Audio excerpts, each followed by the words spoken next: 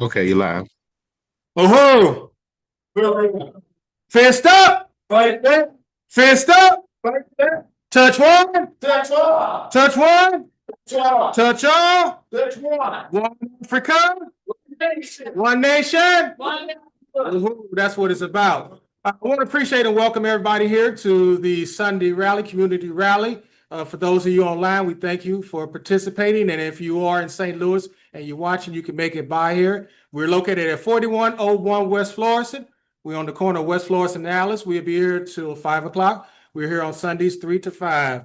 The Sunday rallies are brought to you by the International People's Democratic Uhuru Movement. It's a mass movement under the leadership of the African People's Socialist Party, bringing bread, peace, and Black power to our community, and we want all that in our lifetime. The Sunday rallies that we have been doing since May 16th have been really focusing on the lack of response from the city of St. Louis in terms of putting material resources into the hands of the African community, particularly on the west and the north side of the city of St. Louis. And we know that the tornado had did what it did. It left miles of devastation.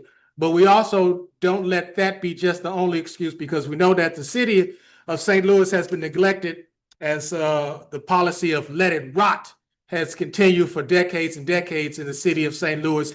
And it's been especially effective and most predominantly seen on the west and the north side of the city of St. Louis.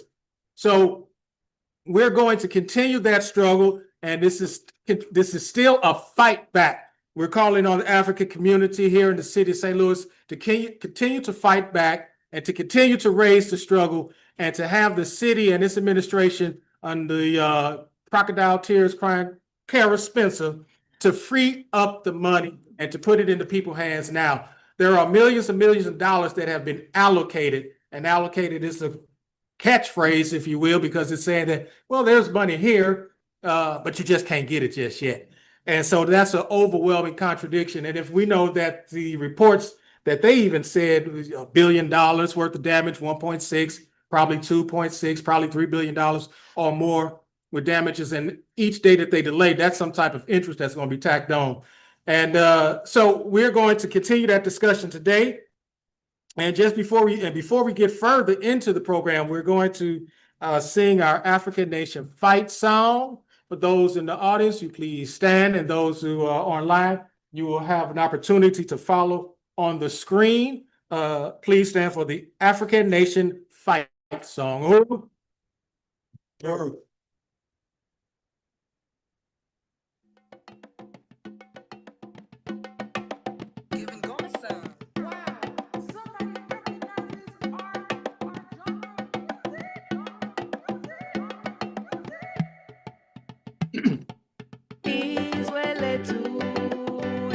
Africa, we are winning. Shout Uhuru for our freedom. We are winning. We'll dance and sing songs when revolution's won. We are winning. Africa's best.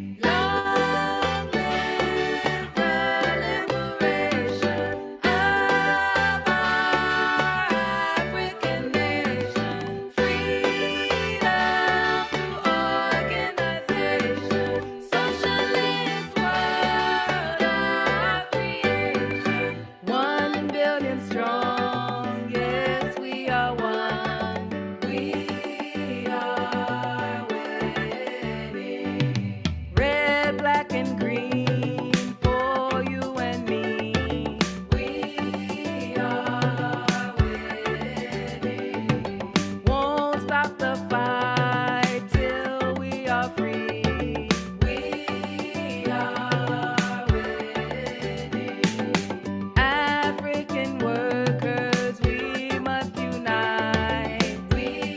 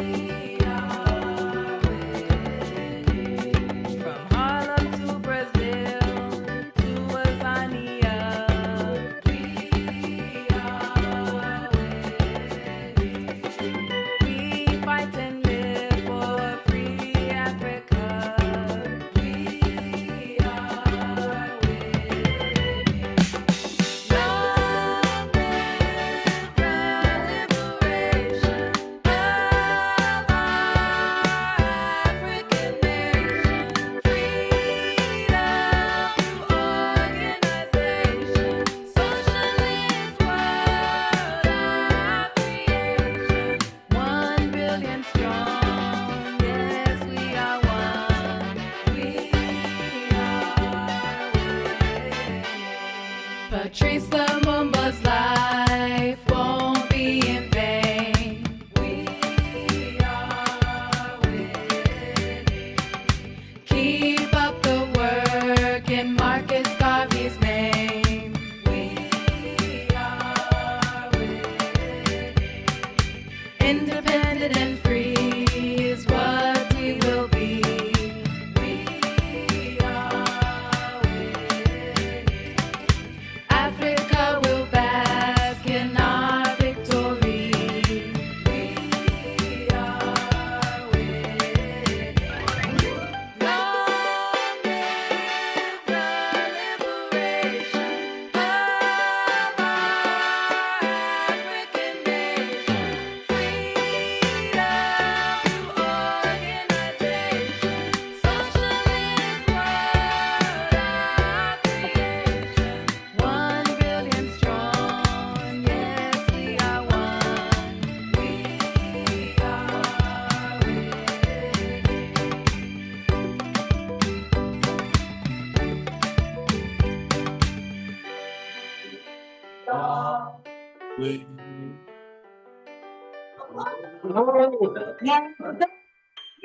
One nation.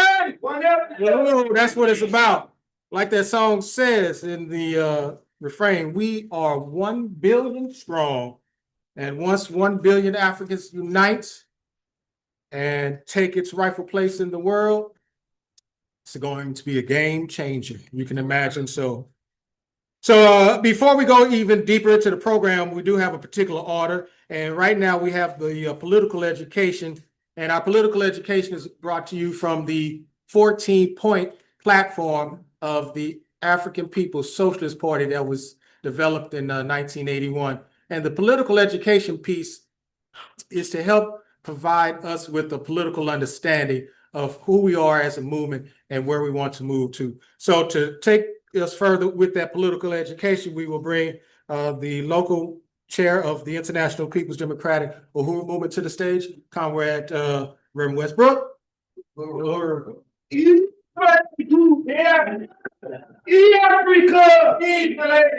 Fist up! Fist up! Fist up! Uhuru, we have to fight back because we know the stance that the city is taking against us is exactly that, a fight. But right now, just a couple house rules. The bell phones is to your left, my right. Can we put our phones on do not silence or vibrate? Thank you, Uhuru. But right now, we will be dealing with point number 5 out of the 14-point working platform of the African People's Socialist Party.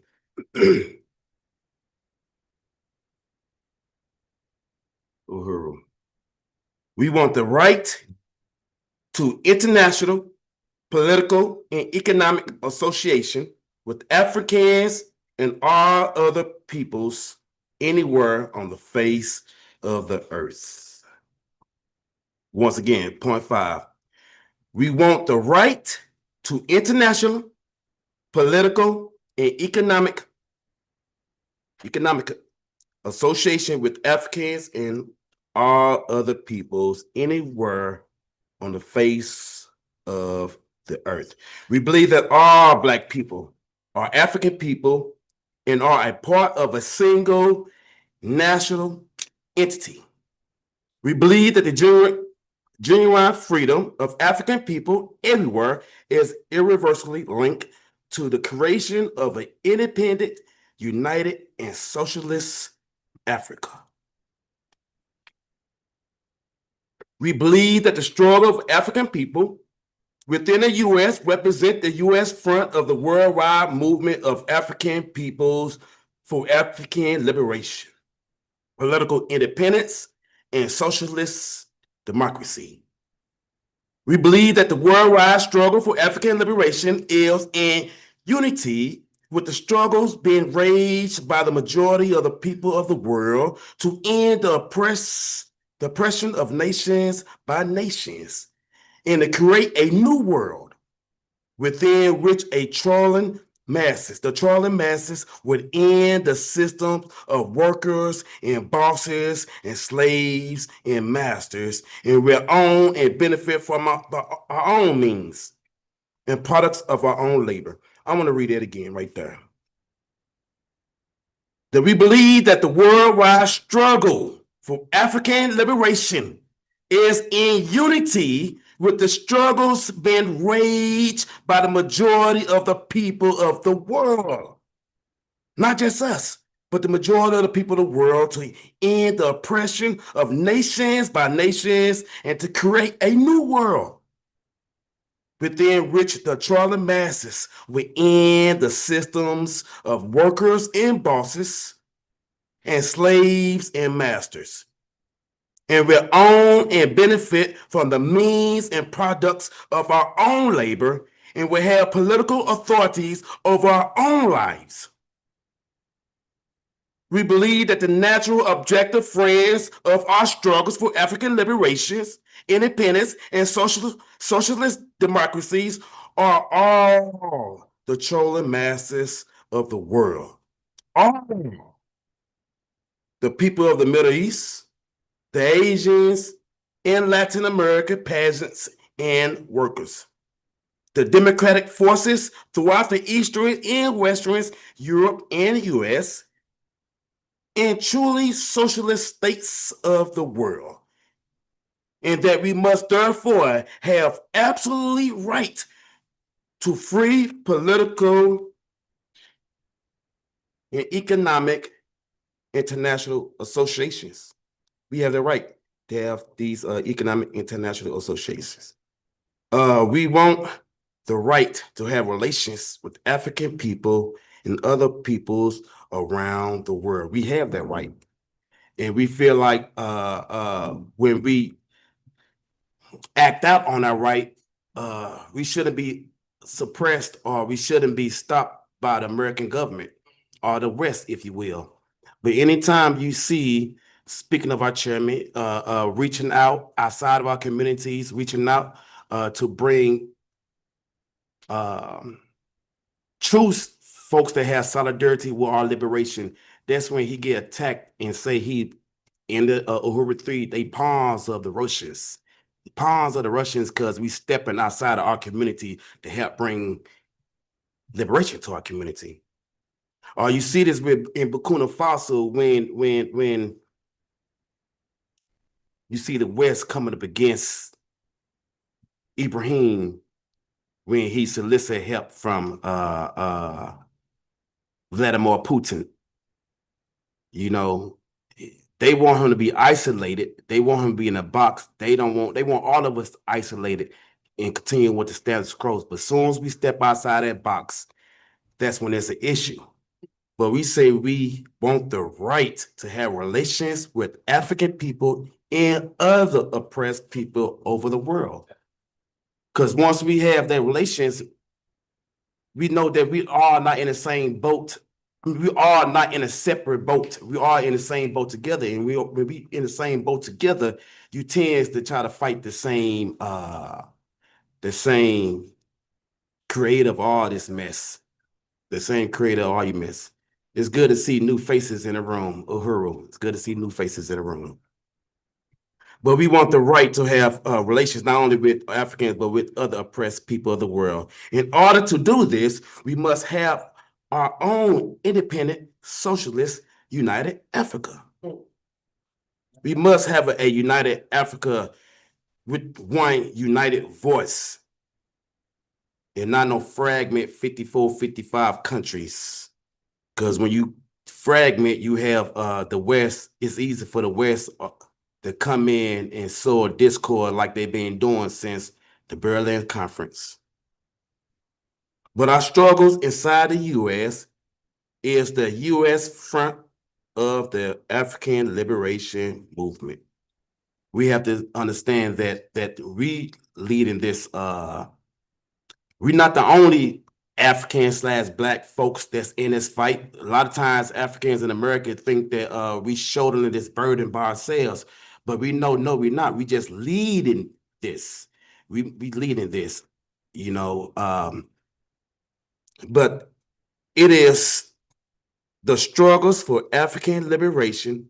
The struggle for African liberation is in unity for the liberation struggles for other oppressed nations. Let me read that again.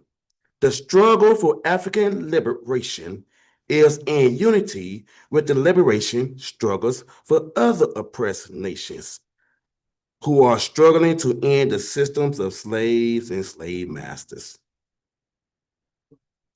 Now I'll just say and leaving on. We understand that when it's unfortunately when Black folks fight for our freedom, everybody else piggyback on that.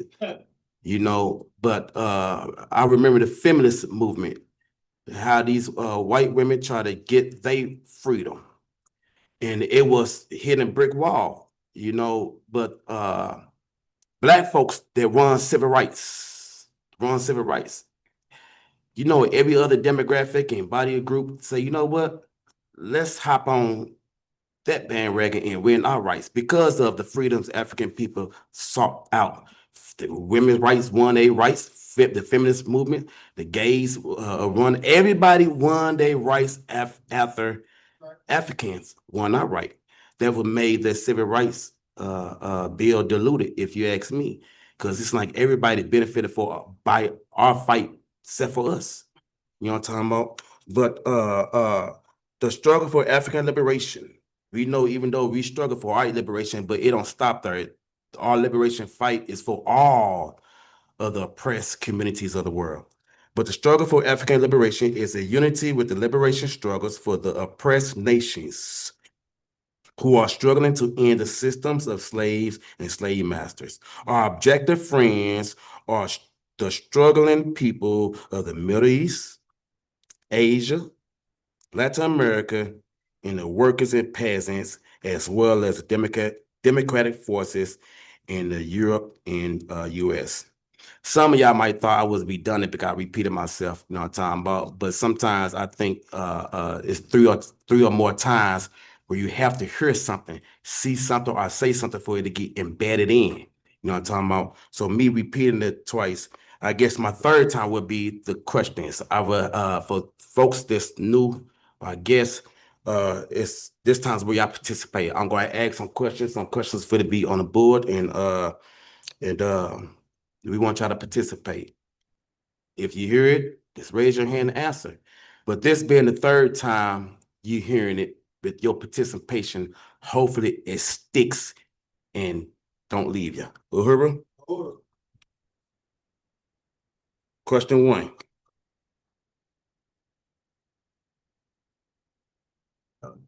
Question one. Uhuru.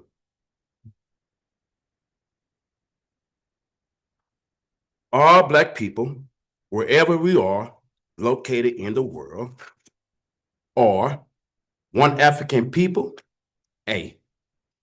B. Negro people, C. Kenyans, or D. Cameroonians. Who got the answer? A. Good job. You are one African people globally. Don't let no one tell you and lie to you, say that you are the minority. You know, we are 1+ billion globally. You know how powerful that is? Yeah, they try to make you seem minimized when they call you Haitian or Jamaican or African American. But our chairman saying, I love this chairman saying that you didn't get on the boat as an African, brought across the seas and landed here just to get off the boat half an African American. At what point did you change? At what point did you get diluted? You know, we was Africans when we got on the boat, we Africans when we got off the boat. But because certain Africans was dropped off in certain regions, they think they could change their name, therefore get you to think that you're the minority. No, we are 1 billion strong.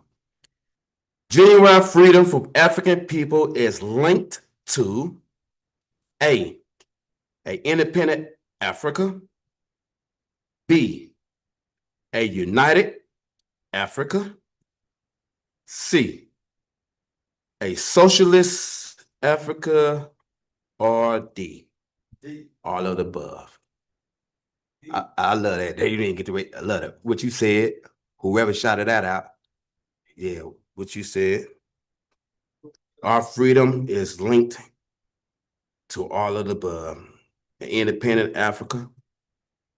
Then there ain't no such thing as being independent from the grips of the West if none of them is united. And it doesn't matter if they freed and united if it's a capitalist country. So it has to be a socialist country that's united and independent. Uhuru? Uhuru, right. Question number 3.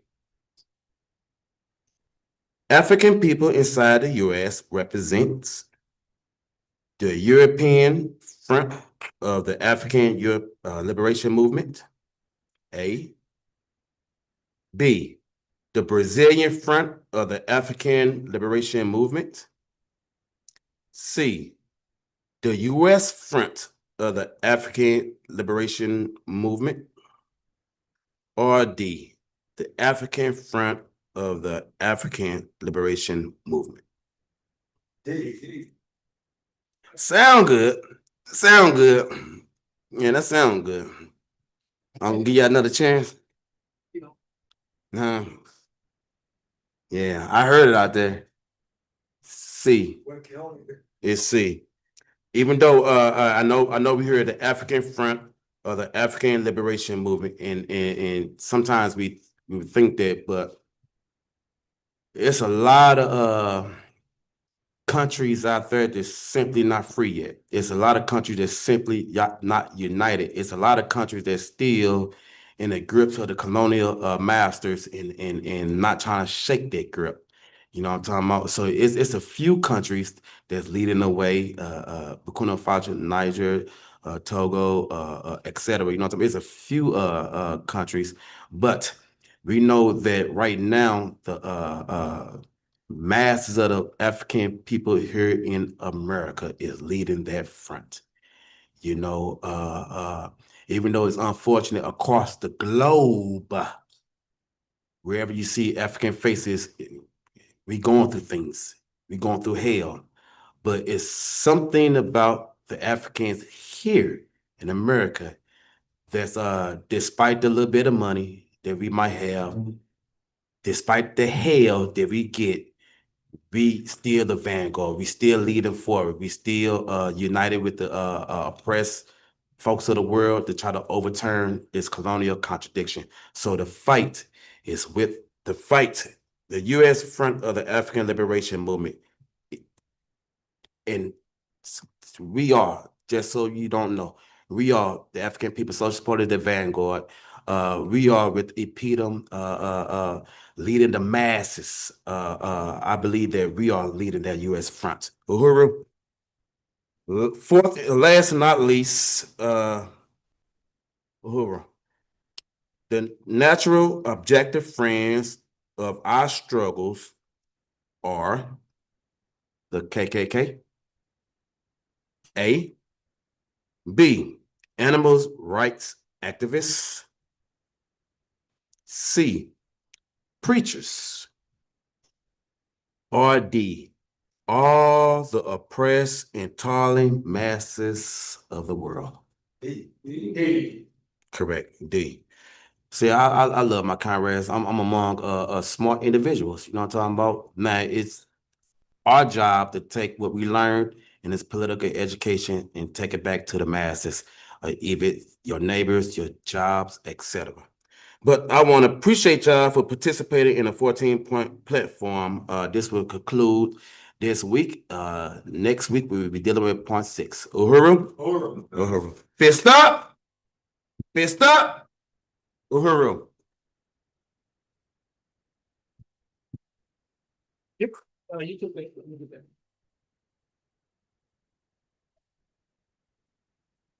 I want to appreciate that political education for our local president, Comrade Westbrook. He leads the local branch of the International People's Democratic Uhuru Movement. So, once again, this is a continuation. This is a fight back. And we want to really get engaged with the community. We do see some new faces, and we appreciate those of you who are here for the first time, maybe second time. We haven't seen you so often. So that's a good thing. So please stay with us, and we guarantee to get your input. We want you to tell us what you've seen, how you have fared through this particular situation prior to it, and how you're moving forward. But next up on our agenda, we want to have a little levity. We want to have a little culture. We're going to ask our comrade Makeda to come up and deliver a piece for us today. Uhuru?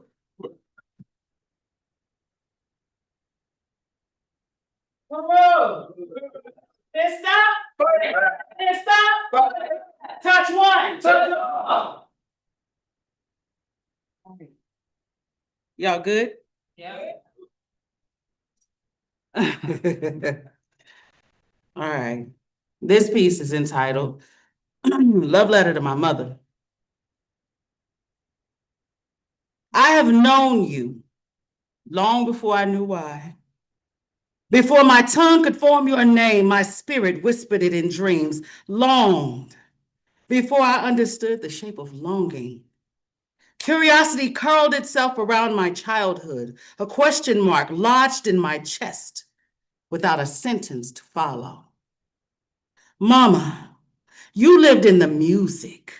You moved in the drums I danced to when I didn't even know I was dancing for you. You hid between the lines of every story about you.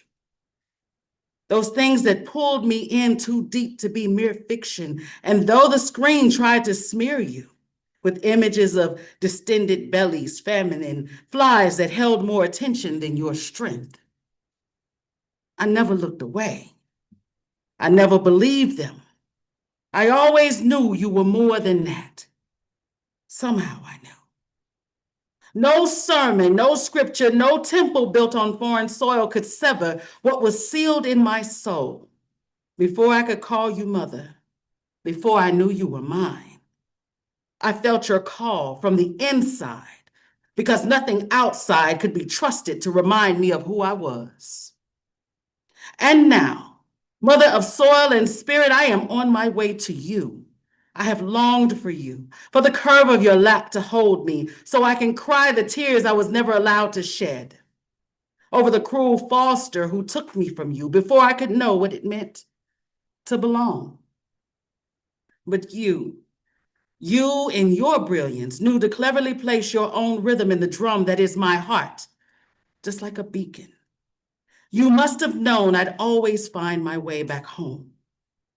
I come with reverence on my lips and many horrible tales on my tongue of what happened to the children who were stolen, of how fractured we become since we were forced to forget your lullabies. I come to reconcile, to restore, to return. You who birthed beauty into the world before the world learned to say beauty. You who crowned wisdom and wrapped it in mudcloth. You, the womb of all the mothers who never got to come back before me, please accept me. I am your child, a prodigal flame, not extinguished, only distant.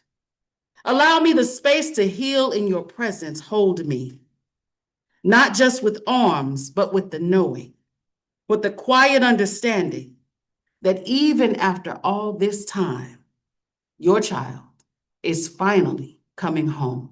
Uhuru.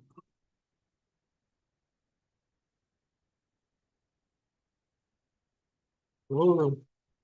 Thank you. We want to appreciate that political, it was political education, but it was culture in a way, and hopefully, you understood that particular piece. Yeah, so right now we're going to move forward with the program, and we're now about to get into the community discussion portion of it, and we have a little bit more on the agenda as well. But right now we're going to open it up, and I'll try to begin it and make it as smooth and as clear as possible. And basically it's just to reiterate, but also we want to have people to come up. You can come up to this mic when it's time and state your case or your position or the point that you might have.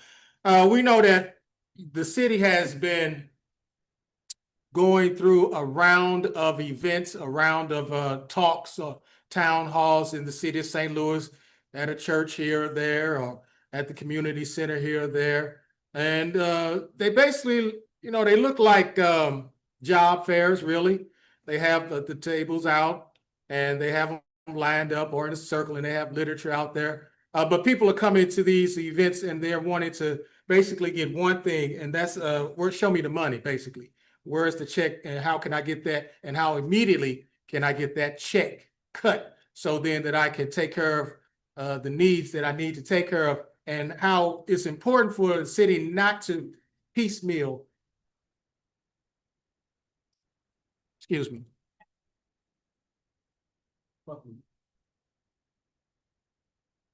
So thank you for that reminder. So basically, yeah, the people have been asking basically, where is the check? And if you notice, there's been a reoccurring theme. The people are unanimous. They saying whatever you offered is not enough. It's just a token, and maybe it's a slap in the face. And then when the city officials and the government, when they are not coming with the check, the people do what? They stand up, walk out. That's a form of their protest, and that's a form of their fight back in a way. But we know that we want it to be organized and politically driven. And so we don't want it to be just left out there. And as Comrade Westbrook was saying, when you talk about being the vanguard, you talk about being the advanced detachment, meaning that you work with the people, but you also help lead the struggle, so then that the people don't just fall to the wayside and just let the city just do what it wants to do and not come forward with the money, because it owes you reparations for years and years, centuries and centuries. That's just flat out the truth. You can't get around that. They just haven't paid up. So reparations are due, and they need to come true with that. And that's what you've been seeing, the fight back for within the African community in the city of St. Louis. And I was remiss. We do have visitors inside of the auditorium, and we will have a shout out for them. And we do know we want to make a quick note that there is going to be a special announcement about the Reparations Summer Project. And we have a lot of forces from Solidarity with us today, and we want to recognize them and appreciate that. But I got a few notes. Let's look at some of the money that they have in the city of St. Louis that they said that they have allocated. And I'll go through the numbers, and then we'll open it up. And as we're going through the numbers, if something is burning on your heart or chest or your mind, please do come up. So this is a document that came out like this month. And for example, there's money in the thing that they call affordable housing production. It's for rental and for sale.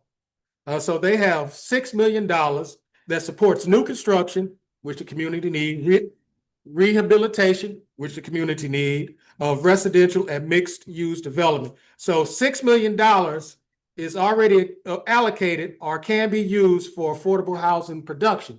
So basically what that means is that, yeah, we got at least $6 million in this one pot that can help alleviate the devastation that has been left by the particular with the tornado, which we also know we have to also make it clear that prior to the tornado, it looked like one had been through her anyway. Years ago, we called it a little Beirut, and it still looked like that. War-torn area, in other words. They have another pot. This is a ARP home, permanent supportive housing. This fund, you will find $4.89 million. So what these funds do, these funds housing and services for vulnerable populations, including those experiencing homelessness. Well, if the North and West Side don't fit that bill, I don't know who does. Free that money, huh? The other one is the pro-housing. And the pro-housing, in that pot, you have $3.25 million. And this is a particular, it's centered, this money is supposed to be really going towards the Dr. Martin Luther King, Dr. Martin Luther King type of corridor, and in the blighted area of the Ville, the historic Ville. These monies, to show you how they be playing games with you, these monies were already there, but the people weren't getting the money prior to the tornado, no way. All right. And so every dollar that I'm talking about is dollars that we've already had in the city's coffers, but the city's coffers haven't coughed it up to the people. So the fight back is on. Give us that money, free that money up. Another one of their nice little pots that they have is the neighborhood plan implementation. Now in this pot, we'll find $1.5 million. What does this do? Well, it provides funding to activate projects aligned with neighborhood plans adopted by the city of St. Louis from January 2019 until July of this year. And it should go further. And so this particular one would be designed for downtown, North Central, or planned neighborhood planning initiative, Project Connect, Skinker Developer, and the West End area. Now, although this particular one is a little bit bougie, if you will, because the side of towns that they really try to focus this on is everything like we talked about last week, but it's relative to today because you need to pay attention to it. If you hadn't heard this before, online and inside of the auditorium today, that particular seed of money is basically for the West Side, Central Corridor, and already areas that are pretty stable and already established, if you will. Housing stock is pretty much intact, but they're going to give them more money. So what you do is to be an honest citizen, an honest politician, you say, okay, let's divert that fund because y'all still doing good. You're going to be living good. Let's get that money to, say, this corridor right here. Make it for West Florissant. Another pot that they have available for you that's allocated that we haven't gotten yet is the community development grants. And you probably heard about these a lot of all the types of grants that they have in the city of St. Louis. And generally these grants is for, like it says, is for beautification. And beautification by way of greenway, making nice, clean pastures, maybe a path that you can ride your bicycle across, you know, have a nice area to walk and things of that nature, which is okay, I guess. So, but they're kind of cheap with that one. That's $500,000, and it's a grant. And you understand it's interesting that a grant that they could give away without any so-called stipulation, so you don't have to pay it back.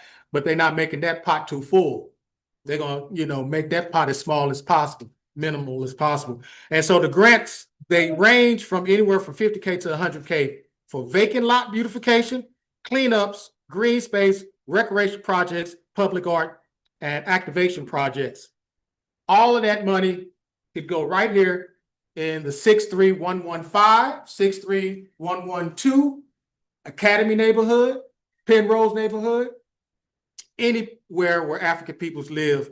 These monies, these resources are sorely needed, and they've been neglecting and denying this for decades, decades, and decades. And of course, we know what we do. We put tax dollars into the coffers, so we should get it. Now, of course, there are developers, and they're still talking about it now. The city is still trying to renovate the old Millennium Hotel, and they're also trying to, well, now the little dog, what is it, the little puppy farm thing? Human rights, not that, the Humane Society, right. So they got their license now. They're licensed right now. And so they've been asking for $18 million. And so pretty soon, I guess they'll probably take that. That's really just a underhanded way of just taking money out of our neighborhood for real and from our communities. So I just wanted to open this up with a little bit of the dollars. Now, there are more dollars out there. What I've just listed, you know, that really may be the tip of the iceberg.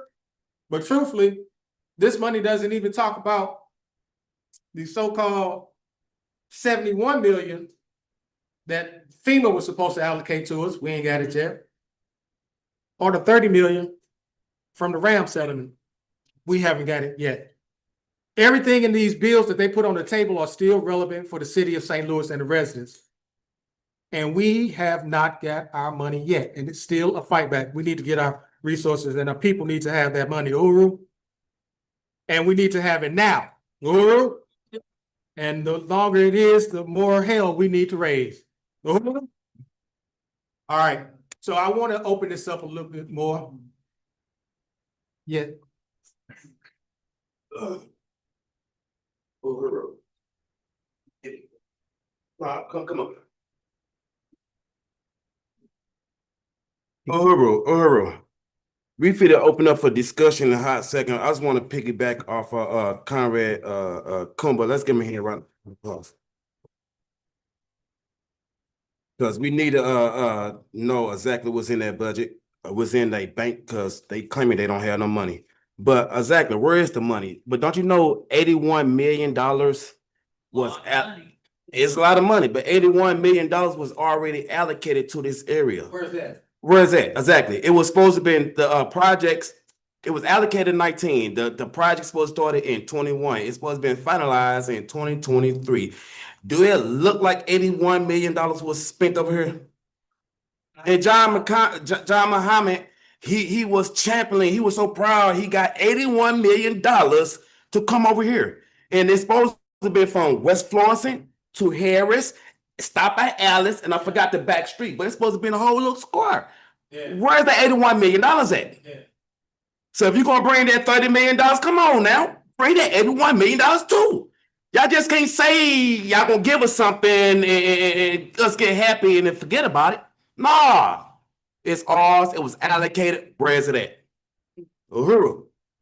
We understand that for us, where's money? Why are we saying where our money at? Because we understand there's $1.6 billion damage in our community. In our community. You know, they try to paint it as if it was widespread. That's the total. If you look at it, 5,000 destroyed and damages.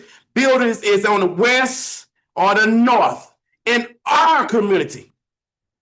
But it ain't because of our fault. And it definitely wasn't because of God or Mother Nature. You know, a lot of us, I know you and I know growing up here about the Team 4 plan. I know a lot of folks been coming here have heard us spoke about the Team 4 plan. But kind of just read a few things up out of that plan. Because we keep telling you that this here devastation in our community started in the 70s, actually before the 70s. But I'm talking with this RAND plan, the Team 4 plan. It started in the 70s. But this is what we mean when we say it started in the 70s, right? You get this San Monaco, California company, RAND company called Team 4, and they supposed that came out with a triage plan to save this area. And it's a large little plan, not that large, but I commend you to charge you to read it on your own, but I'm just giving you snippets. But this thing's deep, y'all. It's pretty much set up in 3 different areas. Even though we know for Team 4, the actually terminology or name for it is citywide implementation strategy, the draft comprehension plan. It's deal with 3 different areas: conservation. Thank you, conservation. Where my water at? Yeah, my tongue's starting to get thick. Conservation, redevelopment, and depletion. Give me a quick pause.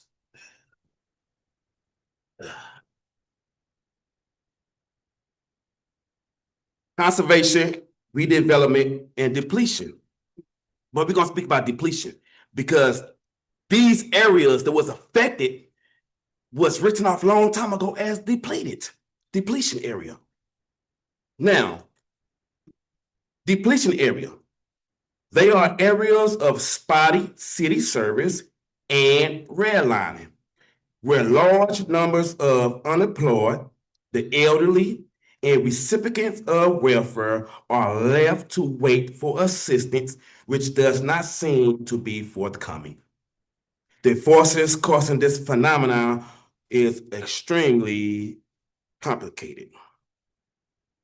But they are areas of city service redline. It's many things, but I want y'all, do y'all know what redline is? I mean, my color folks and oppressed folks is subjugated to a certain area. You can't move up out of the area unless sometimes classism, we defeat classism too. Unless classism allow you to get up out of the area, but in most cases, Africans and poor folks were subjugated to these red line areas and money couldn't come in. Money couldn't come in. Now, this redlining thing, this was not just what the people, this prejudiced, racist people accumulate. No, it was from the federal level, HUD. It was on the, they was practicing it. It was business development, the real estate company, you know what I'm talking about?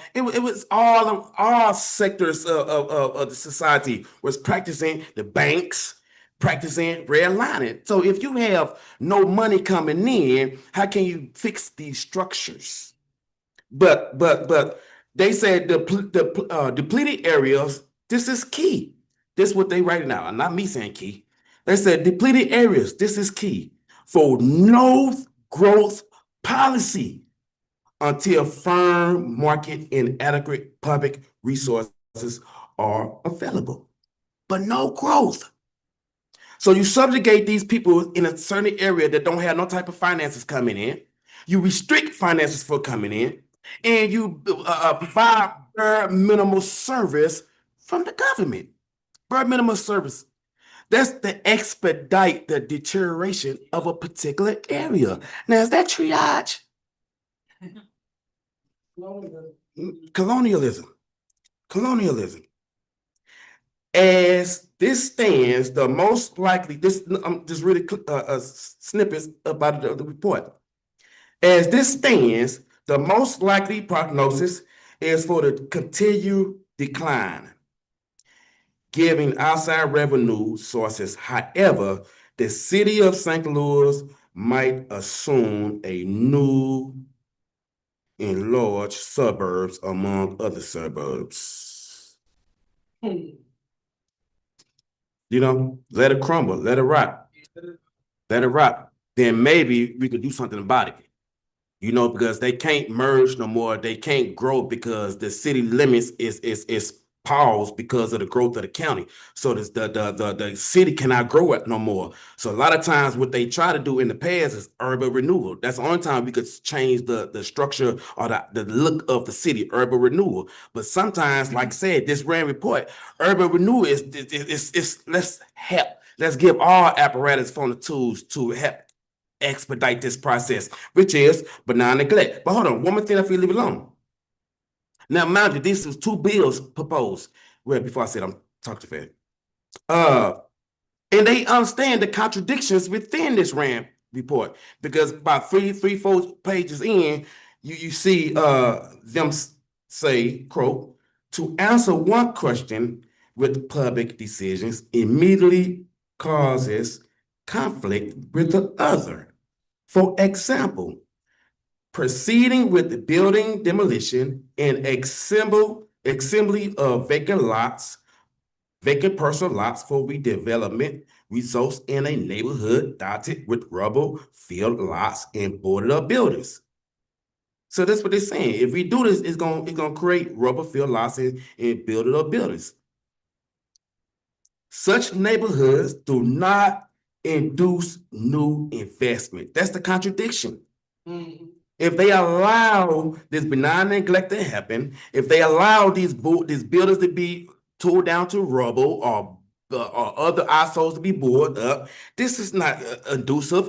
This is not induce new investment. On the other hand, to expand public funds or new streets or libraries or schools or code enforcements to this designated area for total renewal doesn't make sense either.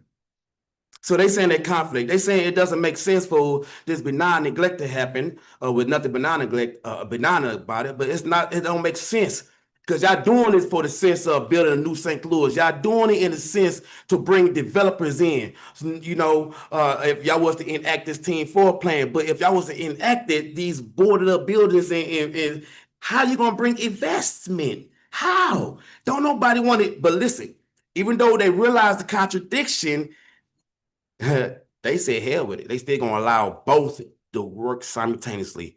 They gonna allow the northwest side, our community, is to be dilapidated with a sense of creating a new suburbs among suburbs, with the whole inclination that it might not work because investors might not see the bigger picture. They might not invest in this area. But that's contradictions. That's contradictions. But because you had a few aldermen that fought against this, it was 2 aldermen that tried to raise this. John Roach and Gapart. Okay, Richard Gapart, I believe his first name was. One was from Central West, the West End area, but these two what's called they're trying to spare the South Side. They was trying in this Team 4 report. They was the spur 74,000 buildings on the South Side. But in the same report, they was to destroy 70,100 buildings on the North Side. It's all listed in the report. Destroy 70,000 buildings. This in the 50s, they already, the 40s, 50s, they already knocked down Mills Creek Valley. They already 50,000 buildings. They already smoked out.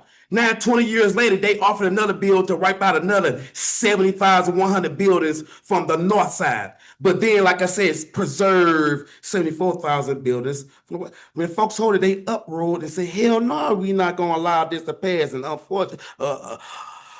unfortunately for us, and I'm saying unfortunately, it did not pass. It did not pass, but it passed.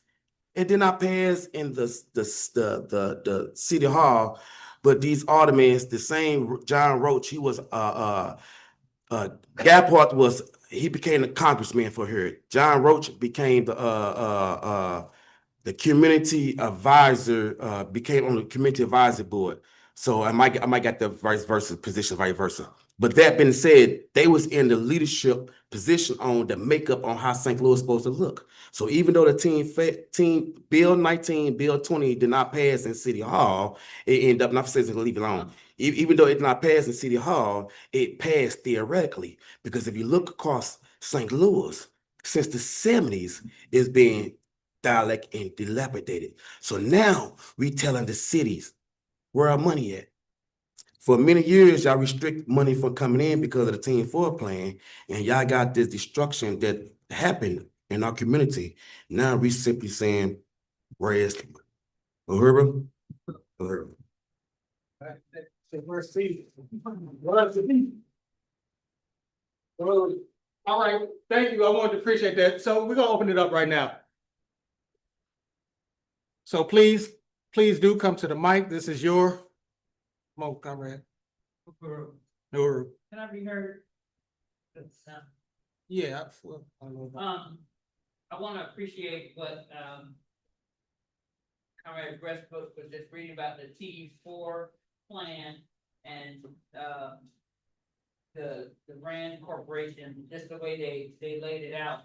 Because I went to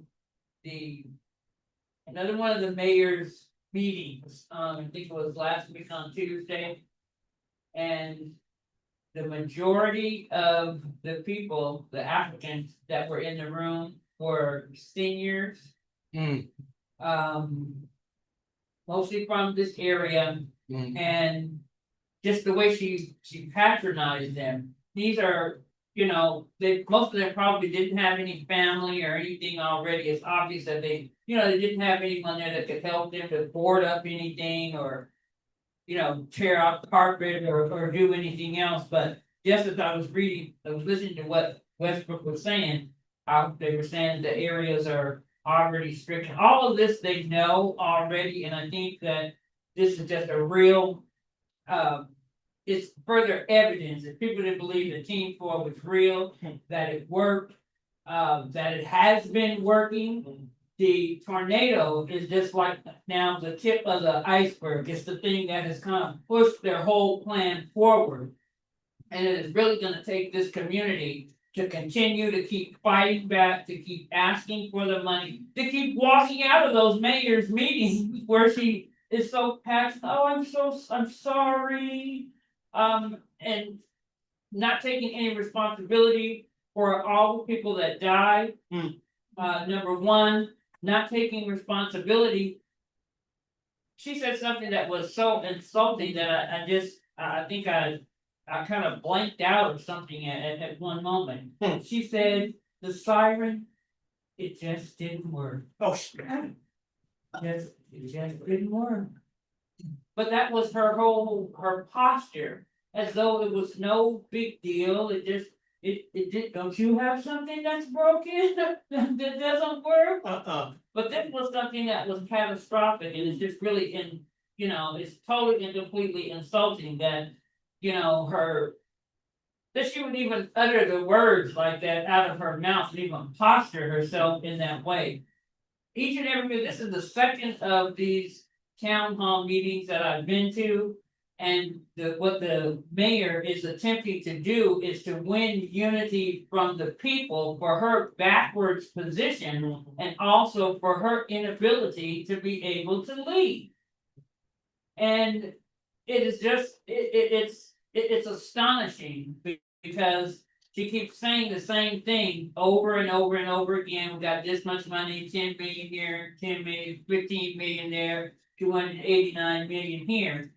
But each and every time, what all they do is pass out little leaflets to people that say, sign up, call the Red Cross, dial 211 without providing any people with anything tangible. People come to those meetings with the expectation that someone is going to tell them where to go and get real resources.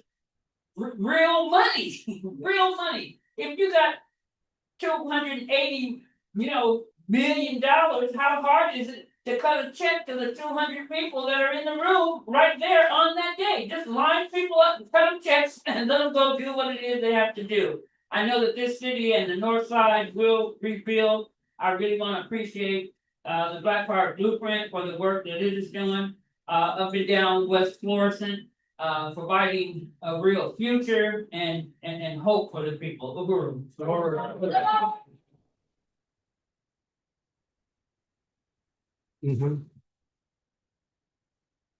Someone else? Yeah, you can come on up. You, sir. Yes, sir. Please do. Yes, sir. Yeah. Now come on, tap them on their shoulder. Well, I was honestly, I was looking for, someone else to probably get up and, speak or say something before I get up and say what I like to say, but, I want to first give all honor to God, for allowing me to be invited to y'all gathering, and I like to take time to thank Mr. Reed just the same. And I like to go a step further and let you know that our mayor, she's on the clock now. And when I say our mayor's on the clock now, I want, because I like what I see here, and it goes towards all the teachings that I have been studious to study and embark upon when it comes down to looking at this room, because I want to be known, because people probably look at me like that, what's up with this guy?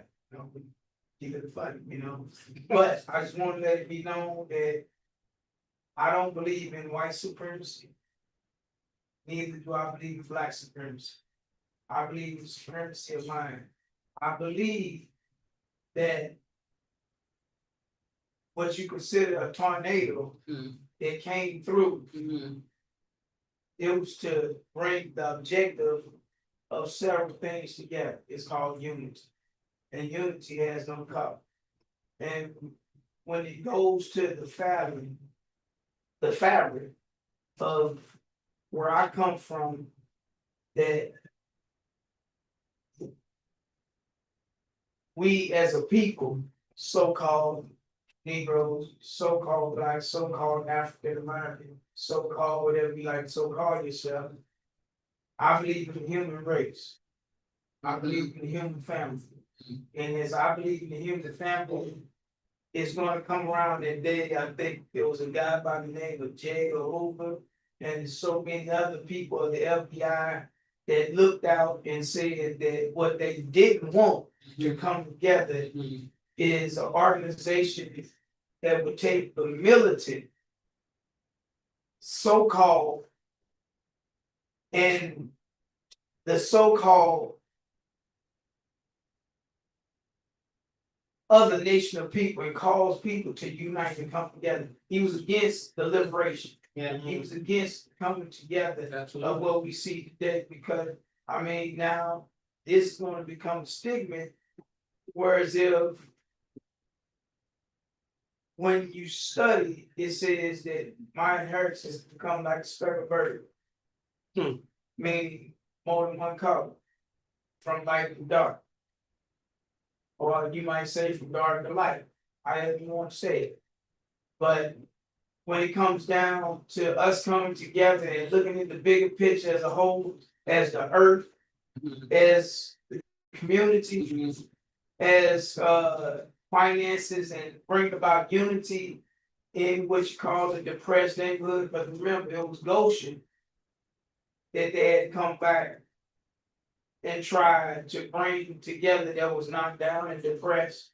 Now is what you call the ghetto today. And this is what you call finding on rock, not saying, and if you Okay. find this on rock and not saying, this is where the money should be spent. This is the rebuilding right here, and we all got to get together and be a part of what's coming forward and move together and say, okay, let's liberate, let's take in our alliance, and it starts with those of us that are here today to move this thing forward. And I'm a part of the 11th board. My name is Adam. I didn't get a chance to introduce myself, but I sit on a couple of boards here in the 11th board. My family grew up in this board. Back then, I think it was the 21st board. Now it's the new 11th board. And there's some people saying they elevating the 11th board. And the 11th board now expands all the way back over to Shodo. Shodo, Jefferson, and Shodo over where St. Louis University. So as the small ones of us, and when I say small, I don't, again, I ain't talking about race, creed, or color. I'm talking about those ones of us that have to come together so we can move this, get this ball rolling. And as opposed to what you call billionaires and those that got money and those that got finances that come over and hit you over the head and you have nothing. I own a few pieces of property around here. Somebody talked about John Collins Muhammad. And I tried to work with the brother. Oh, good luck. Because I seen development that needs to be taking place in the community where I came up at. I remember when I was about that high, all we had to do was trick or treat down one of these streets and go around the other one.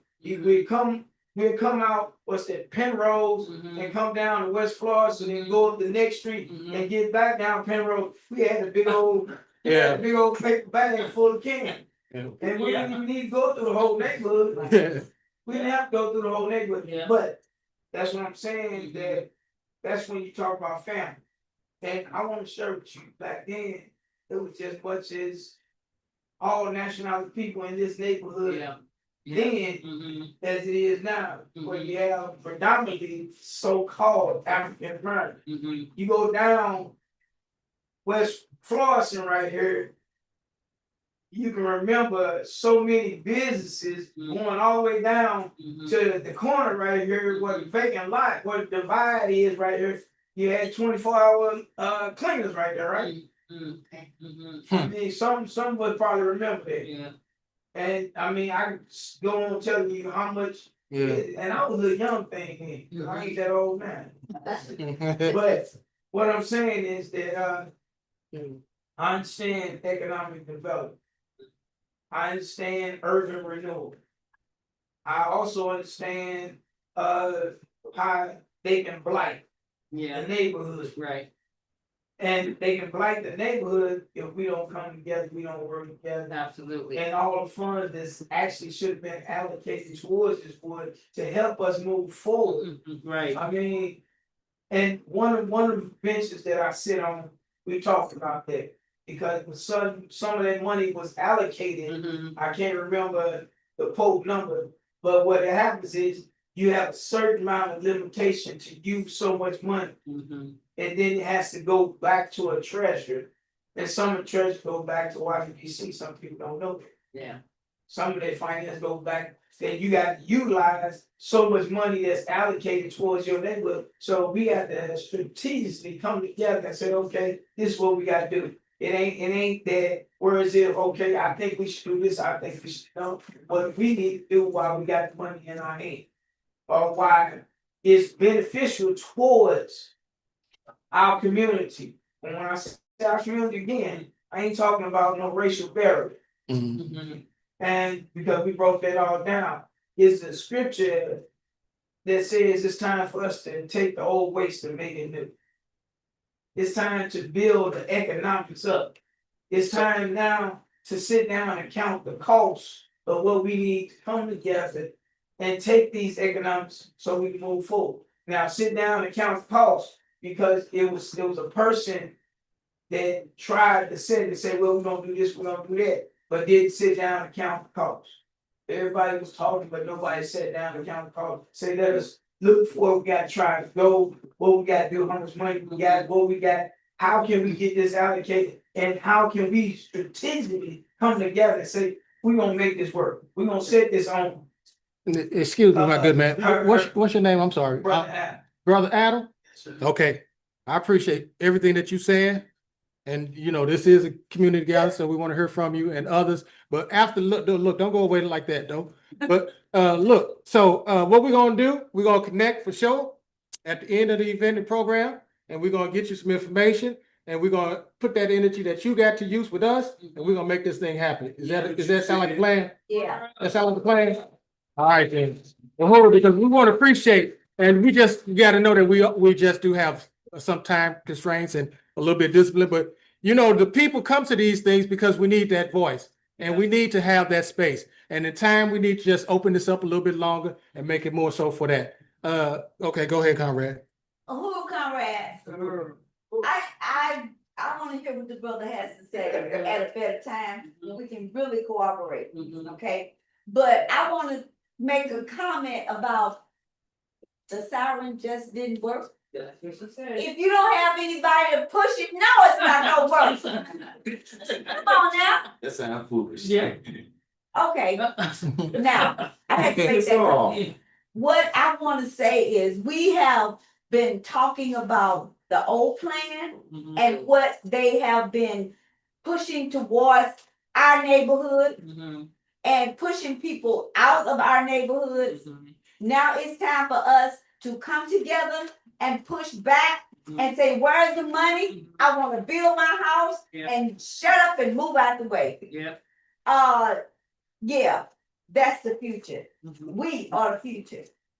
And you may not be old, but I'm old enough to know that it's time for us to stop their plan Uhuru. right now. Uhuru. Uhuru. All right. So and we're gonna have some more questions. You know, one of the plan, Jesse Todd isn't here, but Jesse Todd is a former alderman of the 18th Ward. And years ago, when the Team 4 plan came out, he had came and developed the Todd Plan. I'm just not going to talk about all of it, and he's not here really to elaborate. But in the Todd Plan, there are some key points that are real simple. Jobs for all who want a job, and guarantee annual income for, she talked about the elderly, disabled, and the elderly. Drug treatment on demand. Years ago, what was that, Norcan? Or what is it? They was denying the ESM people around this area to have access to it. And you was leading the charge, weren't you, trying to fight for it, to put it, I mean, that's on demand, you know, something like that. Vacant houses that are boarded must have all windows and doors boarded up on every floor at the owners of the LRA expenses. Really talking about the neglected property that the city owned and how at least he originally was talking about the first floor, but all of the windows need to be boarded up. So then that kids can't throw rocks at them and bust them out, because, you know, we would do that because you left abandoned. So it means that you didn't want nothing for it. I was one of them kids that would throw a rock through a window. Honestly, hey, it's vacant. Y'all don't want to do nothing with it. Let's have some fun, test my aim. You know, that's all we was doing. Another aspect of the Todd Plan is money used to tear down houses will be given to families to fix up vacant houses. And we see how this is supposed to be what you find in some of these funds that the city has allocated. So I just wanted to talk a little bit about that, and we have copies for the Todd Plan. But if you look at the Todd Plan in its totality, is really giving you an example of what socialism would look like in this country. I mean, in this city, in this country too, would be a great example. But that's the antithesis to the Team 4 plan. So, any more discussion? Your first time? How many of us your first time here? Okay, two. All right, all right. My brother, what brought you here? How did you find out about the event? Yes, sir, you, my good man. How did you find out? And please share a little something with us. Good evening. Good evening. My name is Gerald. The reason why I came here because I learned some time ago that the number one problem affecting our people is that we get up every day pulling maintenance on somebody else's design. Our living spaces, we have to understand what I've come to realize is that until we develop many by which we control our own living spaces, then we're going to continue to have these problems. And I think that we need to focus on confronting the ills affecting us, because that's the only way we can maintain our sanity. A lot of us are coming apart at the seam because we're not confronting the ill. That's the only way we can maintain that level of sanity by confronting these ills. And so I decided that I needed to find a space, a more wholesome space by which I can exist in, you know. And so I'm looking for, You the fountain. I'm looking for a space that I can operate in, become a part of the problem. Because in any given situation, in my opinion, where there's a problem, you're either a part of that problem, you're a part of the answer. I want to become a part of the answer. Because so long we've been pulling maintenance on the design that doesn't work from our vantage point. So we have to design spaces that work from our vantage point because the people own the strong state institutions. So that's why I'm here to observe and go from that point. Gerald. And then bro, Gerald. Yes, sir. Brother Gerald, in what area? What do you mean? What ward you live in? I live in the 14th ward. Oh, okay. Yeah, I think that form in that ward was, that's why I live downtown. Appreciate you. Uhuru, appreciate it. Thank you. Ma'am, would you like to have a word? Yes. Miss? Can you tell us- In the blue jean jacket? Yes, ma'am, please. This is, once again, we got to reiterate, this is for us. Yes, ma'am. And we want to hear from the people. If you're shy, we'll get you out of that. Yeah, my name is Gwen Moore and I live in the Penrose neighborhood. Okay. And the reason I came is because I was impacted by the tornado Okay. and concerned about the slow response of the city. Still haven't seen much. I've been told that the city is doing something. I was at that meeting that you were at and the mayor was, she's a politician. Okay. Yeah. And she was basically politicking, but not really telling us a lot. I want to know about the money, Right. how you get the money. I know there's going to be a lot of administrative costs. I'm concerned about how much of that money is going to actually get to the people. Right. I know it's going to be a lot of forms and papers and things you have to fill out that's going to really stop people from moving forward and getting what they need to fix their homes and to stay in the community. Yeah. One of the things that the mayor said was she wants people to stay here. Right. He did.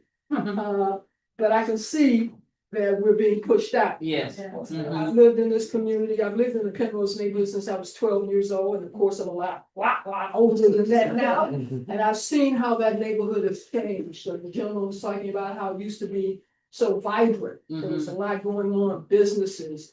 There were no vacant houses in my community. Right. There are vacant houses now because people are leaving. And I think this is going to be the final push. And and it's on purpose. Let me just say that I also grew up in Mill Creek. Okay, Yeah. So I ain't there grew no up- more. My family moved from Mill Creek, which was destroyed by urban renewal. Then we moved to North St. Louis, which is now being destroyed, and I call it urban renewal in slow motion.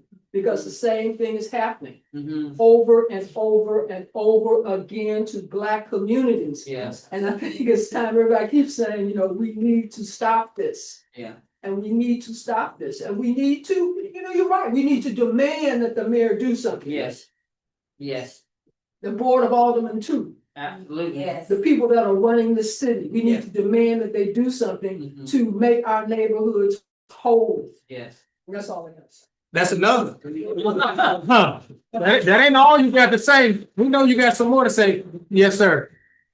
Do you mind we change that to politricking? Okay then. Okay then. Politics, tricks are for kids, silly rabbit. So we got that, we understand all that, and you're absolutely right, it is politics.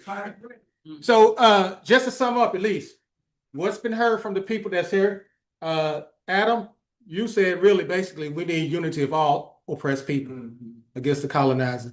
My brother Gerald said that we need to always defend for ourselves. No, I said we need primarily, we need more institutional alternatives. Like They work from our vantage point because we're putting maintenance on somebody else's design.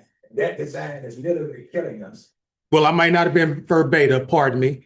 I was just trying to make it in a simpler way, because you said what you just said, no doubt. But what I'm saying is it basically defend for ourselves. Because when you talk about don't take somebody else's design, that means that you got to defend for yourself. It has to be working. And it has to be working. And my sister here basically said that we need to put the pressure. Yeah. Put the pressure on City Hall because they politicking. So we got that. Yes, ma'am, please do. What was your name? I'm sorry. What's your name again? Come on up so we can hear you though. So the folks who's watching, they can hear you. So you saying some great things, great things. And what's your name once again, my sister? Gwen, Gwen. Mhm. I just wanted to say that sometimes I don't think we realize the power that we have, All right then. and we don't necessarily use the power that we have. These politicians or politricians or whatever. Politicians, they're elected officials and they want to stay elected. Mhm. Yeah. And we have a power to determine whether they stay elected or not. We need to use that power. Mhm. So we need to vote, Mhm. just to make sure to keep that pressure on them, because if you don't vote, they don't care. Yeah. There was John Bass and Ted Hudson, these were politicians, these Black politicians, Sure. and they used to say that these politicians win by people not voting, not by people voting, and they kind of depend on people not to vote so they can stay in office. So we got to get them out of office. Mhm. Either they're going to respond to what we want, or they're going to go. Yeah, It absolutely. should be that simple.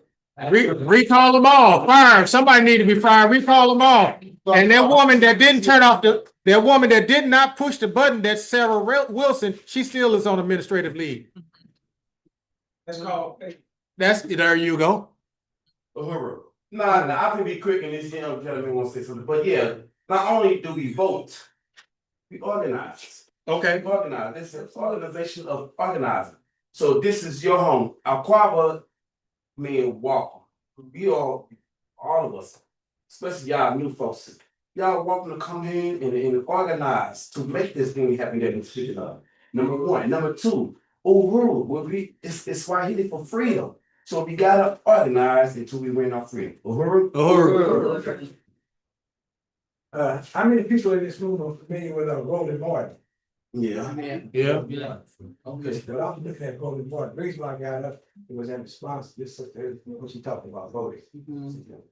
And I think sometimes we place a lot of emphasis on voting when we have focused more so on what we're doing ourselves. Which is why I came here, because I like what you guys are doing. You created an institution. Yes. That's the regular, a general need. But I found out recently that there was a person that came on Roland's show. This guy was a journalist. They did some research on the recent election of Donald Trump. Come to find out that they used an old Ku Klux Klan tactic, 1946 tactic, where they were challenging votes. And they challenged over 4 million something votes. And there was another, in addition to that, there was another guy that Roland brought on. These people, they represented, monitor voting patterns. Mhm. You know, this is an organization, I can't recall the exact name, but anyway, they came on and they provided some information showing you how this election was rigged. But the Yeah. general media, Mhm. the media, legacy media, people, they're not reporting this news. No. They're not reporting this news, so we can't rely on that particular source of information. Right. Because it's not giving us adequate information. Right. That's why I say in closing that I think our biggest concern is what we do. We can't rely on politics. We have to rely on our individual efforts, our collective efforts. That's why we have to form more cooperative. And I think that's the way moving forward. That is the way moving forward. In the interest of time, and we do have a little bit more on our agenda, and of course, we do want to have the discussion and have people discussing things of that nature, but we also want to have a little discipline, so then we can respect everyone's time. And those of you online, if you have any input or any questions or comments, please put them in the chat. And if we see them, we will hopefully be able to entertain them. But next up, we're going to move on with our program so we can get to the end and get you out of here and have some Caribou at the end, and also have that other discussion. So when we're at the end of the program, when we have Caribou, that's a feast, another key Swahili word. And so we'll be able to sit down, make sure that we've got your proper information, and then we can build on what we some of your comments and moving forward in, like our brothers say, an organized manner. So up next, we're going to have a statement from our solidarity force. We're going to have the chairperson of the Uhuru Solidarity statement, Uhuru Solidarity movement, that is Jesse Neville, who is also one of the original Uhuru Three, who in the courtrooms, they said, kick the ass of the ruling class. Uhuru. Uhuru.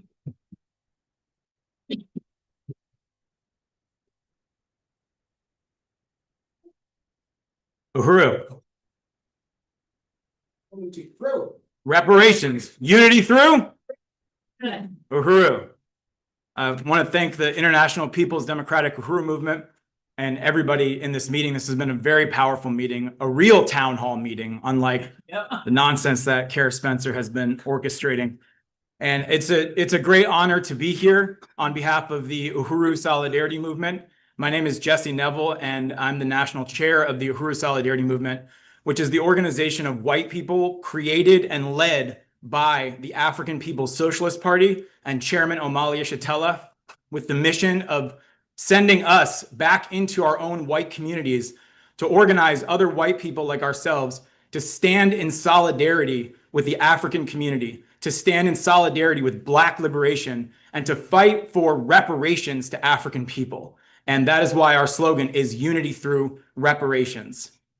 And I had the great honor and fortune to meet Chairman Omali Yeshitela and the Uhuru movement about 15 years ago in St. Petersburg, Florida.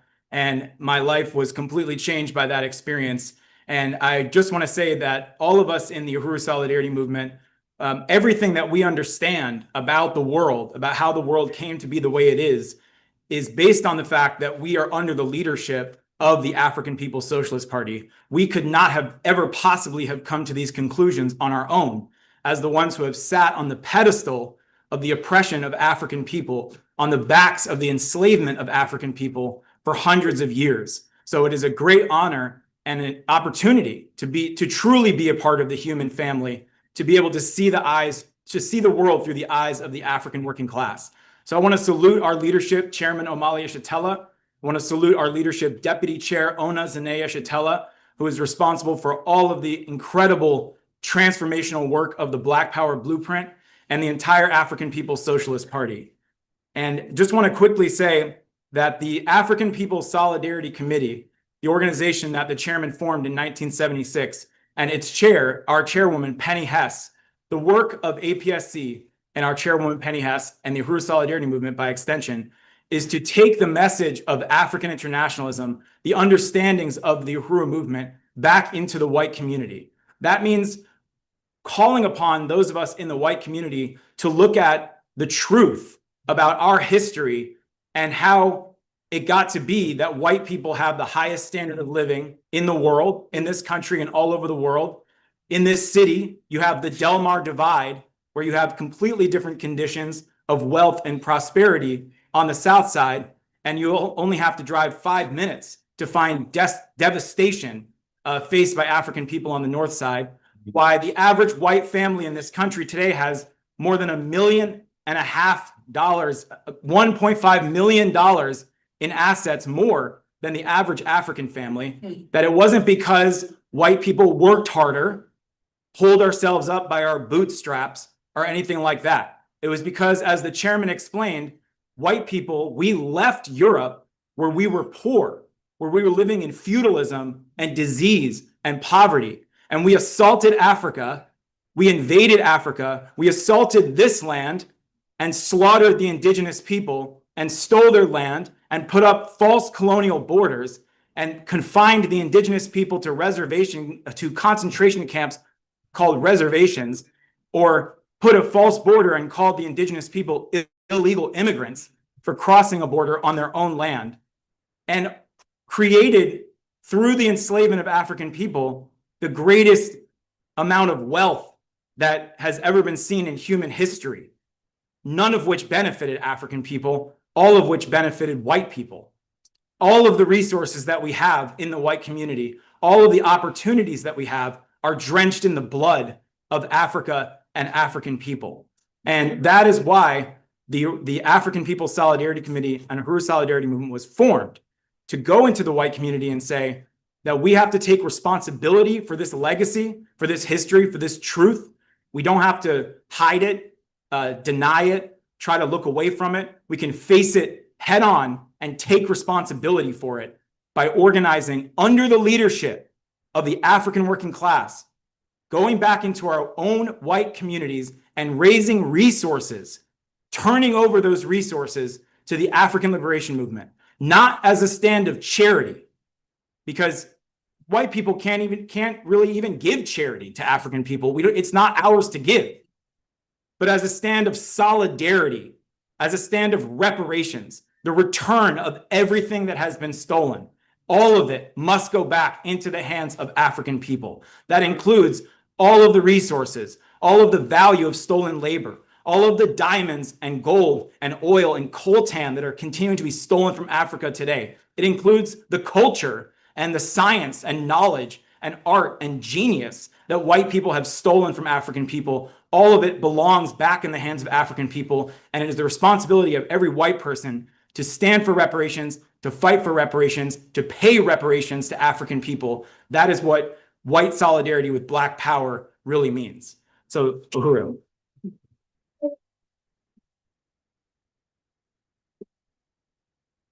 So again, I want to salute our leadership. None of these understandings would be possible without the leadership of Chairman Omali Yeshitela and the African People's Socialist Party. And I want to close with two things. One, it was mentioned about the Uhuru 3, and it is so true that the US government does not want, for that attack first and foremost was on Chairman Omali Yeshitela and the leadership of the African Liberation Movement. And secondly, they tried to undermine the strategy of the African People's Socialist Party to break the encirclement by the US government by extending the Black power movement into the white community.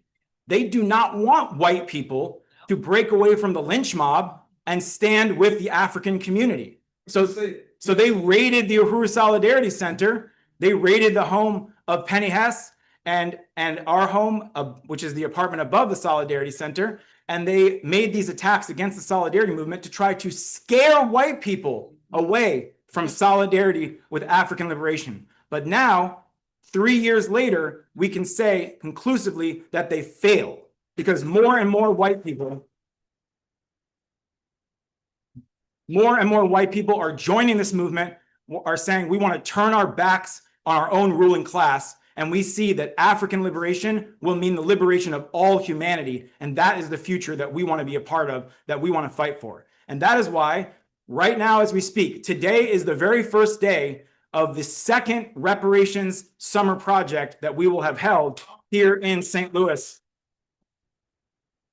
The first one was in 2022, and it ended days before the FBI raided the Uhuru movement. So we're back in 2025 with the reparations summer. And I want to salute our comrades from the Solidarity movement who are here. We have comrades who are here from Columbus, Ohio. Want to give them a shout out. We have comrades here from Oakland, California. Uhuru. from St. Petersburg, Florida, Uhuru. And of course, our comrades from here in St. Louis, Uhuru.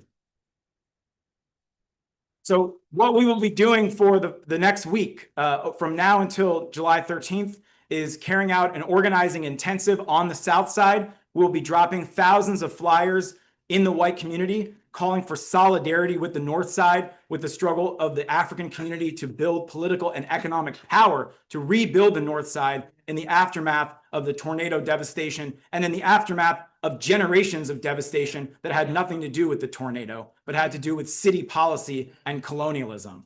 So that's what the summer project is all about. And I want to invite everybody here to the benefit that we're having on July 9th. And everybody here should definitely come, because about a third of our artists, performers are in this room right now. So this event is called Solidarity with the North Side. It is a benefit for the Black Power Blueprint. It has a goal to raise $25,000 to support the work of the Black Power Blueprint. And it's going to have an amazing lineup of artists, poets, singers, performers, including Fofi, who's in the room with us today. Makeda, incredible Makeda, who we heard from earlier. Westbrook right here will be joining us on July 9th. Gregory Reed, the storyteller, comrade, will be joining us. And Comrade Kumba will be there sharing some revolutionary poetry with us. So please join us July 9th. You can get one of these flyers on your way out. It's from 6 to 10 p.m. at a venue called Work and Leisure that we came to know through their support of the tornado relief work that the Black Power Blueprint was coordinating here at the Uhuru House. So thank you so much. Unity through reparations. Thank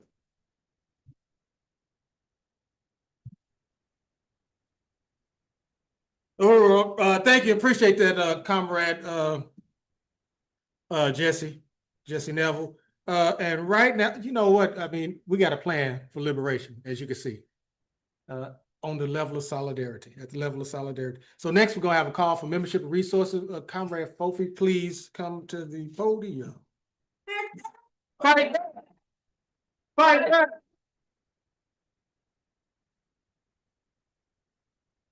One Africa, One nation. one nation. One Africa. Oh, comrades, we've had a fiery, Real town hall meeting. no, yeah, real, I mean, a real one. They need to take notes, take notes, and be accountable Yeah.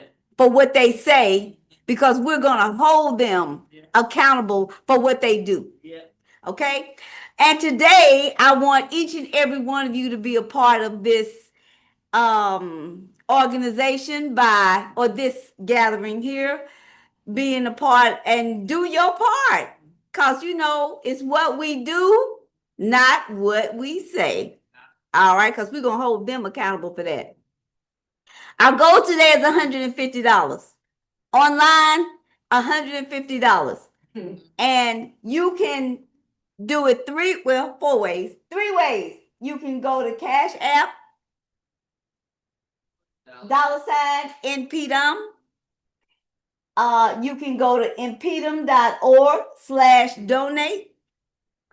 You can do cash.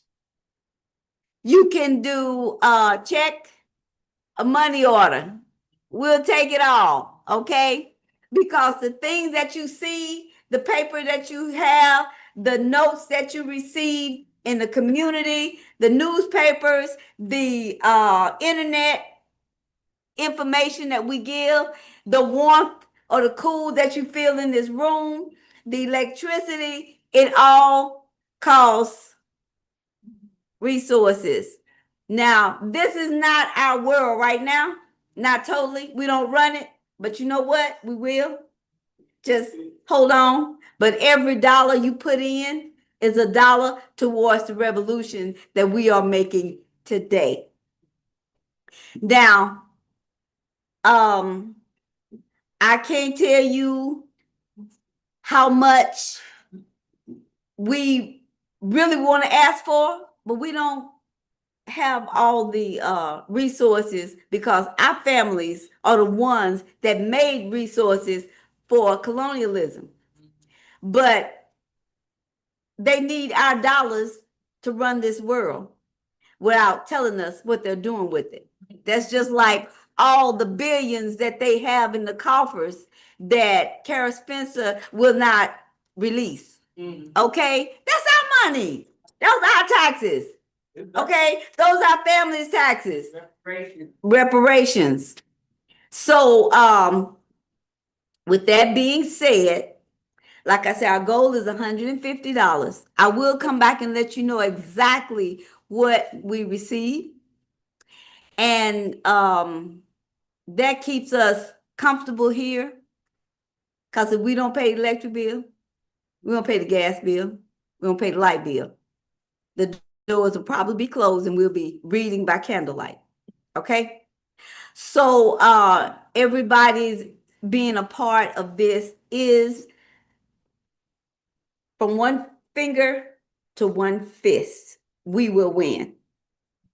Uhuru? Uhuru? Uhuru! All right. Now, if you want to be a vocal part of this fight back, then you can become a member of the International People Democratic Uhuru Movement. This can be done by, I always start at the, okay, they're redoing the bottom. A membership is for basic membership, which is the same as a level membership, is 25. Oh, thank you. We've been waiting to get that change since January. $25 is the basic level of membership. It is for 1 year. 1 year basic membership. And with that membership, you have the same privileges and opportunities as someone like myself with a lifetime membership. And that lifetime membership is $1,000 paid over 12 months' time. And I pay no more membership because I'm a lifetime member. But that doesn't mean my obligations as a member does not end. I donate resources. I just don't have to pay a monthly membership because I've done it in one big swoop. That was when I was working. And I'm working again, but the Musa Abantu level of InPDUM membership is $10 annually membership for students and unemployed. If you are unemployed, that $10 membership is to cover you for that 1 year, and you have the same rights and responsibilities and voice as everyone else. Okay? Notice I said responsibilities. We'll get to that. George Jackson and Desi Wood level membership is $5 annually, and that is for people that you know that are incarcerated and you want them to be a part of what's going on in this African diaspora. Because you know what? When they get out, they need to know what's happening. They need to know that cell phones is like computers if they haven't had one. But in the meantime, you can keep them up on what's going on in this world, okay? What you're doing, letting them know that they are not alone. And I do know that we had one member that renewed her membership, and that is Comrade Makeda. She renewed it today. And if there is someone like you, brother, that said you want to be a space where you can work, where you can speak and make a difference, any of my new members, well, see, I'm talking, I'm predicting any of the new visitors that don't have a home, or even if you have a home and you want to expand your horizons, become a member. $10 for unemployed, $25 for basic, and $5 for anyone that you know and love that's behind bars that you want to keep up on what's happening in this world, because they will get a burning spear, which you will hear about later, which is our newspaper written by us, for us, and guess what? It's produced by us. All right? That's right. Now, we asked for $150 total, and I will come back and bring that to you, what we made today. And online, I did see that MQ had donated a $10 already, so that's what, $140 we need to get. All right, Uhuru, correct? Okay, since I am, okay, let me talk about, before we do announcements. I want to tell you about what I said I was going to do, your responsibility. Your responsibility is to be the best sons and daughters of Africa has ever produced. And the way to do that is to give a gift. The gift is your time, your energy, and your verbal connection to liberation, to the other Africans that either too busy to learn or to know that they are not free. Too busy to know that Uhuru is freedom in Swahili, and that's a part of the Uhuru movement, because we think and breathe and live and eat freedom 24/7, 7 days a week. I've been doing it almost 12 years. Well, 11 going into 12.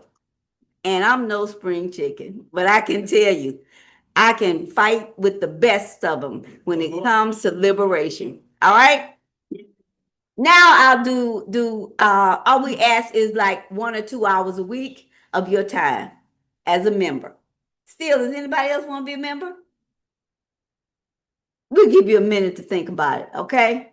And if you do, you can see myself or Comrade Sophia in the back swinging that you're interested, and we can take it from there. All right. Announcements. Oh, did I tell you I'm Comrade Fofi? That's FOFEET.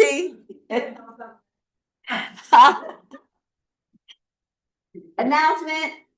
Thank you, Comrade. All right.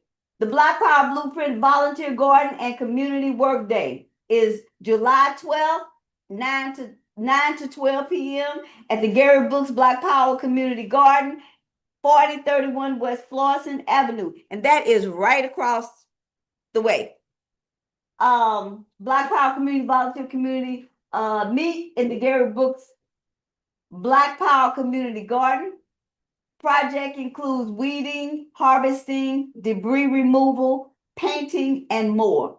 Sign up at blackpowerblueprint.org/volunteer, or you can call 314-380-8016. That we're looking for volunteers, but we always look for volunteers. Okay, next. Nina. Nina is the Northside Independent Neighborhood Association. I like that, you know. Anyway, the next meeting is Tuesday, July 29th at 6 p.m. here at the Uhuru House, 4101 West Florissant. Guest speakers, refreshment, become a member. It's absolutely free until January 2026. You can join by tinyurl.com/Nina member. It's free, like I said, for 25. Info at ninastl.org or ninastl.org if you want more information. We have some flyers in the back, and we have some membership applications. Nina is the like I say, the north side community. All right, thank you. We got flyers. They are we, us, them. Northside Community Block Party. All out for the unity in our community. August the 2nd, 2025, 11 a.m. to 4 p.m. It's going to be on West Florissant and Adelaide, from Adelaide to Alice. Okay, that is right here where some of you parked. All right. Free food, music, games, basketball, free prizes, tornado relief resources, vendors. Join the planning team Tuesday at 6 p.m. the VIN have an info table or volunteer, call 314-245-246-0311. That's 314-246-0311. Or you can go to info@ninastl.org. If you're interested in being a part of this community, and I don't mean just this community, the North Side is all of the North Side places that were hit and devastated during this tornado. You can come and join and be a part of NINA. When the other communities have events, then they may only have 20 vendors. Guess what? They can join NINA and have 50 vendors. If they have a children's circle and they only have 10 children, they can join NINA and get 25 children. If they're teaching something and they only have 4 or 5 people, they can join NINA and have 20 people. What I'm saying is we're bigger if we join together than if we're one by ourselves, okay? Become a member of the NINA. NINA buttons, which kind of little cute buttons that look just like that sign. They're $3 each or 2 for $5, and you can get them in the back, okay? Oh, and they also have t-shirts. See, they're not playing. They're planning to get this community together and organized and ready to fight and win. You can order a t-shirt, $25. They have different varieties, as you can see. Go to sign up. Well, you look fat. Yeah, go to sign up table to fill out order forms, okay? The Uhuru Bakery and Cafe. Now, let me tell you about the Uhuru Bakery and Cafe. If you want some good food, it's going to be right here in the neighborhood. But right now, we continue on the display cabinet. They're working on the display cabinet and reception table for Uhuru Bakery. Now at Uhuru Solidarity Center, Wednesday and Thursday, 10 to noon. Skilled and unskilled volunteers needed. Contact Ciali Moyenda at 510-992-9272. Now that's for volunteers. We're ready to open up this bakery. We just need a little handwork, little dust, little nail, hammer nail, paint. Yeah, and we'll be ready. One after one. One Africa, one nation. All right, the farmers market. This is basically led by the African National Women's Organization, and the next market will be July 26, 2025. It is from 10 to 2, 10 to 3, 10 to 3. Booth registration is for market dates is now. You need to get your name and your booth, bring your table, your chair, and your tent. Because I'm gonna tell you, we had a really nice time the last market in June. And for the past, 4 years, we've had a market. And people learn to run their own business through this market. I know people that now have their own standalone business that started out with the cart, okay? Pulling their stuff out the back of their car and sending it up. And now we got people that have started their own gardens through this market. We've got people that have grown businesses, their own businesses from this market. So if you have someone you know, or if it's someone that is you, come out to the market and get a tent, be a part of it. You can see Comrade Sophia in the back, who's the rep for St. Louis, for the African National Women's Organization here. And get on these markets. And you know what? If you're not selling food, the vending fee is $35. Come on now. You can't get it better than that. Okay, that's the market. The last thing is the burning spear. Get your copy today. Get your copy today for June. Yes. It's every month. It is $1. This burning spear is written by us, for us, with no tainted bias, colonial thank you, commentary or ideas. All right. You can go to tiny URL.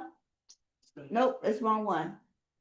Okay, the Burning Spear, I'm still on that one. You can go to the burningspear.com/subscribe. If you have a store or you know a business that would benefit by helping the community pass the word of truth, turn them on to the Burning Spear. Okay, this is not just St. Louis or St. Petersburg, Florida. This is the world. All right, because we are everywhere. We're international. Uhuru. Now, InPDUM founder document study chairman address to the InPDUM founded convention. I can't see the rest of it. That was for the study here. That's Thursday study. Okay. This is the Thursday study. If you want to know about InPDUM and what we do and how we operate and what we are planning, then come to the Thursday study. It is online. President Masamela Odom is running this study. It is InPDUM studies on our Revolutionary National Democratic Program. Every Thursday at 7 p.m. Central Time. To get on this study, you go to tinyurl.com/RNDP studies, or you can go to Facebook to facebook.com/InPDUM on, all right, on Thursdays. This study happens every Thursday, and I'm gonna tell you, if you don't know anything, you will know something when you hang up from this call, from this study. Next, before I get to that, I want to tell you a little bit about this. I'm just going to remind you that solidarity with the North Side benefit for the Black Power Blueprint is this coming Wednesday, July 9th, 2025, from 6 p.m. to 10 p.m. at the Work and Leisure 3015 Locust Street, St. Louis, Missouri. You will see music, poetry, dance, food and drink, and raffles. I saw some of them prizes. Y'all need to get in this, I'm gonna tell you. It is a tickets are $25. blackpowerblueprint.org/benefit if you want to get a ticket, or you can see Brother Jesse right there, and he can give you more information. And these are the artists that you will see. Like he said, he named us off, half of them in this building right now. Now, for the Caramel Sunday, all right, you can help build the Sunday Rally. This is what we call the Sunday Community Rally. To do so, we're looking for volunteers. You can organize the Caramel with Conrad, Sophia, and myself. You help secure food, keep the Caramel breakdown before and after the meeting. Distribute leaflets and posters, make calls to rally to present to others, table at community events, knock on doors, and talk to neighbors. Join the AV team, engineer audio and video, design flyers, create and share social media, security for the meeting, help to seat people attending, be on security in and around the Uhuru House before, during, and after the meeting. Now, this is what I was saying about doing your part, being active. Everybody needs to be active. Excuse me, you want to say something? Okay. Comrades, guess what? I'm done. Uhuru, huh? I don't know yet. I'll come back and do that. Yeah, it's about It's about time. We didn't reach 150. Okay. 129. Oh, 129. $129. 10 from It's got 10 MQ. I got that. Okay. Anybody else that did online, just shout out what. cash out. Okay. Cash out. How much? 5. 2 5. 15. You can put me on cash up for 5 too. 9.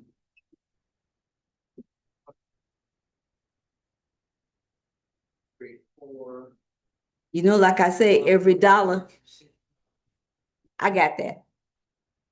We made our goal, comrades, $150. Like I say, every dollar is a dollar closer to liberation. Uhuru.